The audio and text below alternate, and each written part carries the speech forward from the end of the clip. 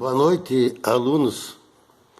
Vamos novamente iniciar nossa transmissão de conteúdo. Hoje com a última aula. E se vocês recordarem, eu disse no início do semestre que com certeza nós iríamos concluir todo o conteúdo que foi proposto. E hoje nós estamos encerrando com mais um módulo pequeno, pedindo desculpa que eu estou assustando vocês que com essa minha aparência, que eu não gosto de passar frio.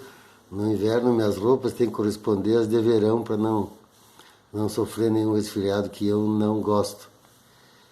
Então, depois só resta a nós a verificação de conteúdo, que no início da aula a gente vai combinar como é que faremos para nós encerrarmos esta participação de direito processual civil. Nós abordamos durante o conteúdo a execução de título judicial contra devedor solvente, que não tem nenhum mistério, basta propor a execução, penhorar bens e, se não houver o pagamento, levá-los à asta pública para apurar os valores correspondentes à dívida, e o que sobrar se devolve ao devedor. Aqui já é um tanto quanto diferente, porque o devedor está insolvente e não solvente. Inicialmente, cumpre dizer que este capítulo não está inserido no Código de Processo Civil de 2016, porque o legislador, através do artigo 1052 do Código, ele transferiu todo esse conteúdo ao Código de ao Código que foi reformado em 1973, né, que é o Código de Processo Civil anterior, foi remetido a ele, até que surja uma legislação pertinente ao caso para que se possa ter maior segurança jurídica. O processo de execução de devedor insolvente, porque o solvente nós já estudamos, é um processo autônomo, distinto, e depende sempre de prévia declaração de insolvência. Não se pede imediatamente a execução e a transformação desse processo em insolvência civil. Então, nós temos algumas fases. A execução contra devedor insolvente pressupõe-se, como eu disse, uma fase prévia para a declaração da insolvência do devedor, cuja a natureza é cognitiva e não executiva. Quando se fala em procedimento ou natureza cognitiva, se está a dizer que é um processo de conhecimento, aonde se pode produzir toda espécie de prova pertinente à questão sob júdice. A primeira fase ela vai o quê? Declarar por sentença que esse devedor é insolvente. E vai permitir, a posteriori, a execução coletiva. Note que é diferente do processo de falência de uma empresa. Na falência, basta tão somente a impontualidade do devedor. Se o devedor, que é uma empresa, não proceder ao pagamento no vencimento, o credor pode tranquilamente postular a sua insolvência ou a insolvência da empresa por ausência de pontualidade no cumprimento da obrigação do crédito. Já na insolvência civil deve o quê? Primeiro ser demonstrado que os débitos do devedor são de longe superior ao seu ativo. As dívidas são superior ao ativo da pessoa, ou seja, isto é, tem mais débito do que crédito. E isso eu tenho que demonstrar já na apresentação da insolvência civil. Eu tenho que apresentar os débitos, né? Tenho que apresentar os débitos, dizer qual é o seu ativo e mencionar que ele não dispõe mais de condições para proceder ao pagamento. A primeira fase da declaração de insolvência começa pelo requerimento por qualquer de um dos credores quirografários, não credor preferencial. O credor preferencial não tem titularidade para requerer a insolvência civil, porque se ela ocorrer, ele já tem a sua preferência, salvo se ele renunciar a essa preferência, ele pode ser titular, desde que esteja munido de um título, seja ele judicial, seja ele extrajudicial. Então, para iniciar o pedido de execução da insolvência, é necessária, primeiro, a existência de um título, seja judicial ou seja extrajudicial.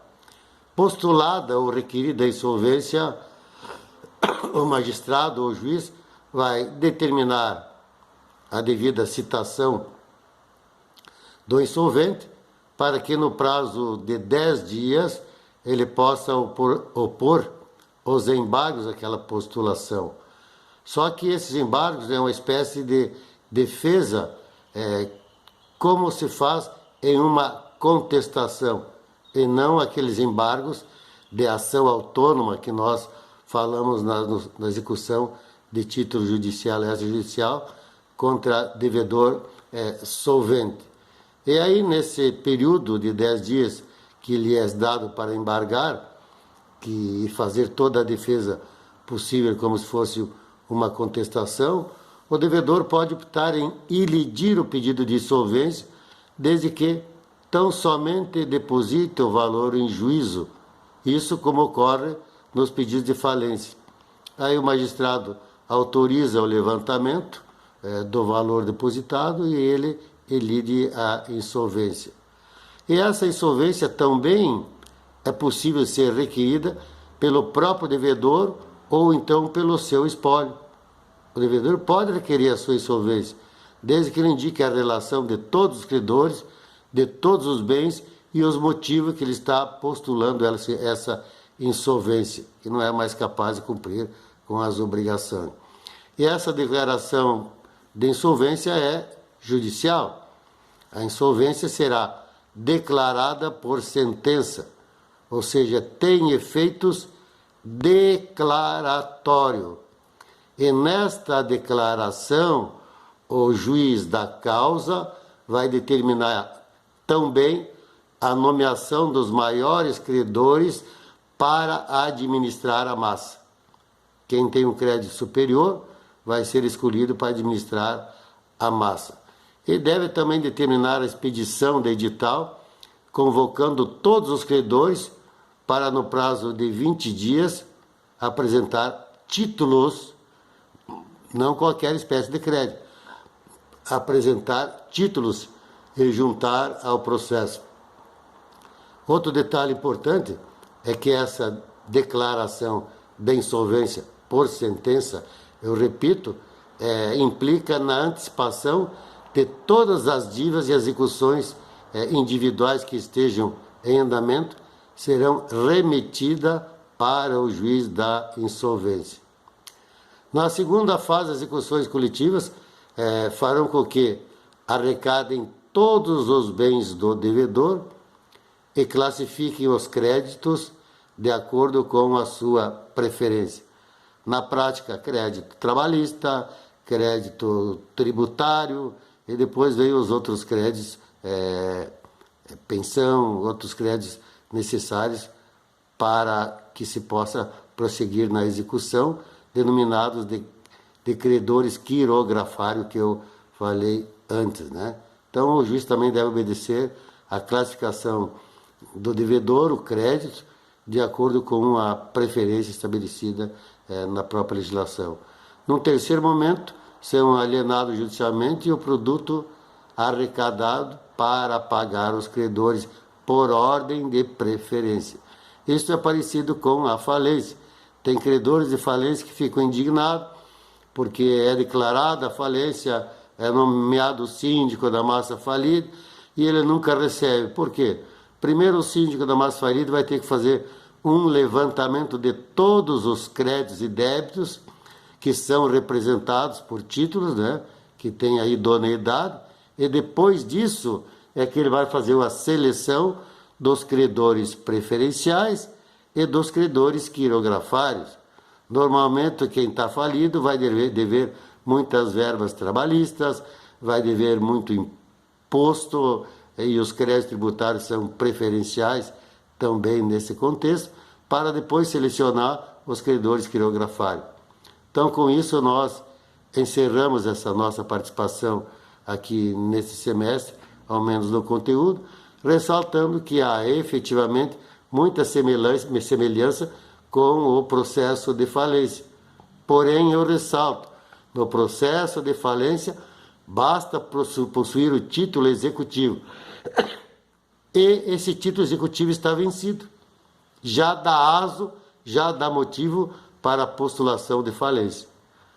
Aqui eu já tenho que, primeiro, postular a declaração da falência do devedor insolvente civil para a posterior sair a execução deste crédito. Então eu aguardo vocês amanhã, mais tarde, à noite, para nós continuarmos a comentar esta matéria e estabelecer as regrinhas para a prova que nós devemos aplicar e encerrar o semestre.